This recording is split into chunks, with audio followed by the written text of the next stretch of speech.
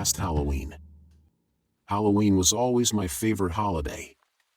It was that one time of the year when you could become whoever you wanted. You could embrace your wildest fantasies and show them off for everyone to see.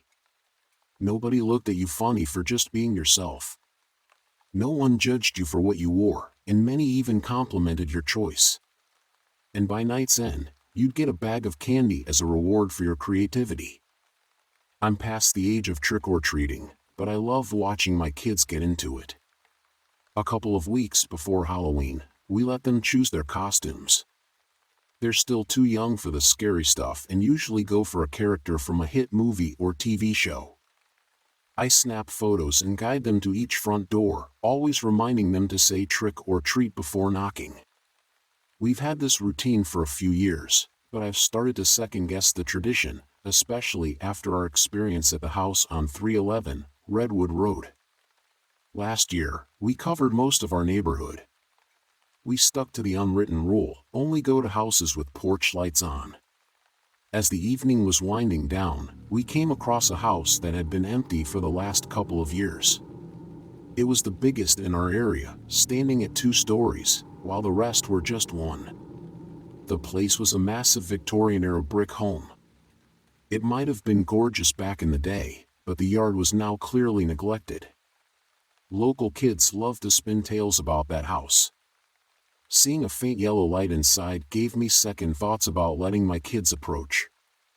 My eldest was eager to ring the doorbell while my younger one was on the hunt for more treats. I couldn't say no to them both. My wife headed to our broken-down car, and I was right behind her. The kids climbed the steps, and I hung back at the bottom. As always, I reminded them of the drill. My eldest grabbed his little brother's hand and hit the lit doorbell. A chime, kind of like what you'd hear from church bells, sounded from inside for a brief moment before everything went quiet. After a bit, they looked back at me, puzzled. Earlier in the month, I'd seen a moving truck outside that house, so I knew someone had moved in, even though I hadn't seen anyone. With no car in the driveway and the lights off inside, I figured maybe they had stepped out and left the light on, thinking it might get dark before they got back.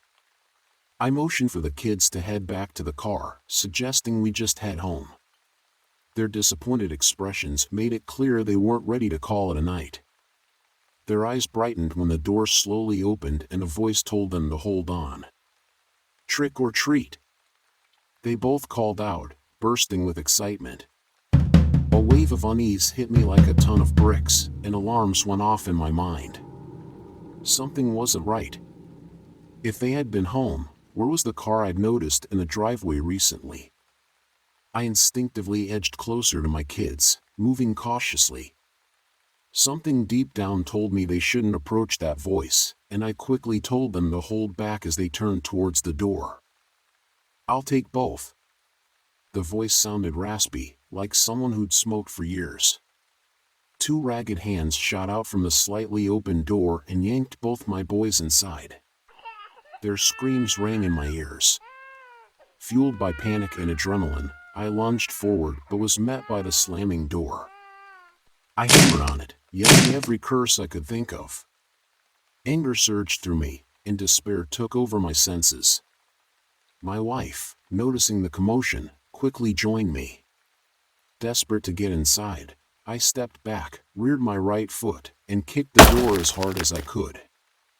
The door frame splintered, sending the door crashing into the dark interior. I yelled frantically for my boys, racing through each room.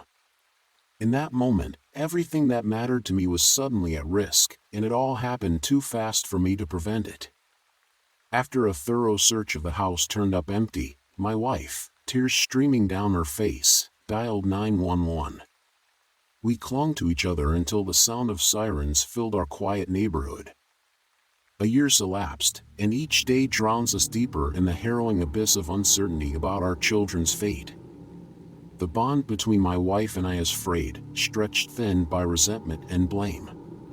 She barely looks me in the eye, and I can feel the weight of her blame, but the truth is, I condemn myself far more than she ever could. Had I only listened to the chilling whisper of my intuition, they would still be laughing, playing, alive. Now, Halloween stands as a cruel monument to our loss. The once celebrated night has been twisted into a ghastly reminder of our irreversible mistakes. I shudder at the mere sight of a pumpkin, each carving a grotesque face mocking our despair. The drive home from work is a torturous journey through a festering wound, as homes decorated in macabre glee seem to jeer at our pain. More often than not, the weight of dread almost suffocates me before I can find refuge behind locked doors. For anyone reading this, heed my haunting plea: protect your children from the cursed abode at 311 Redwood Road on Halloween, or suffer a fate even darker than mine.